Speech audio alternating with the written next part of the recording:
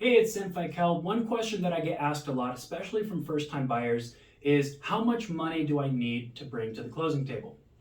Now, the answer to that, of course, varies depending on a lot of different factors, but it's ultimately dependent on four main items: the down payment, closing costs, prepaids, and reserves. The down payment is the amount that goes towards paying down the loan amount up front. And different loan types have different requirements. If you're getting a VA loan because you honorably served our country, then there's no down payment requirement. If you're getting a USDA loan and living in a rural area that's under a certain income limit, then there's no down payment there either. If you're getting an FHA loan or a conventional loan, then the down payment requirements can be anywhere from 3 to 5%, which is most common for first-time buyers. If you want to avoid paying mortgage insurance, then you're going to want to bring 20% down because that's the requirement for avoiding mortgage insurance on conventional loans. It's a common myth that you need 20% down to buy a house.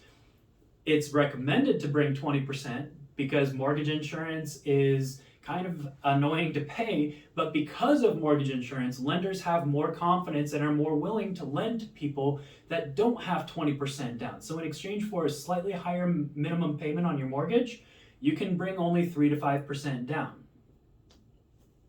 Next, we're going to look at closing costs. Now, there's a lot of third parties that are involved in making a mortgage transaction go through, such as title companies, escrow companies, appraiser, there's credit report fees, lender fees. There's lots of fees that are involved in making a transaction go through, so expect to add a couple $1,000s to the cash to close for that.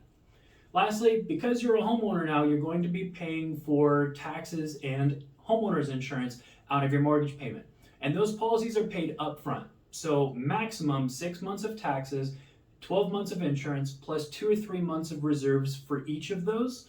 And that is also going to be included in your overall cash to close, as well as prepaid interest, which depends heavily on the interest rate and the day of the month that you close, whether it's the beginning of the month or the end of the month, can impact how much prepaid interest you pay. So that's the down payment, closing costs, and prepaids. As far as reserves go, you want to make sure that you have money left over at the end after everything is said and done, because now that you're a homeowner, there's going to be expenses, right? You have to take care of the AC if it ever goes out. You have to take care of the water heater. If you get a home warranty, that definitely helps. But ultimately, you're going to want to make sure that you can afford a lawnmower. If you just came from living in an apartment, there's a good chance that you probably didn't own a lawnmower before. And also, it's good financial sense to have some money left over for bills. So I hope that helps. If you found value, make sure to subscribe and like my channel. And if there's anything else that I can do for you, please let me know. If you have any video suggestions or if there's anything else that you want to learn more about, let me know and I'll be happy to help. Thanks.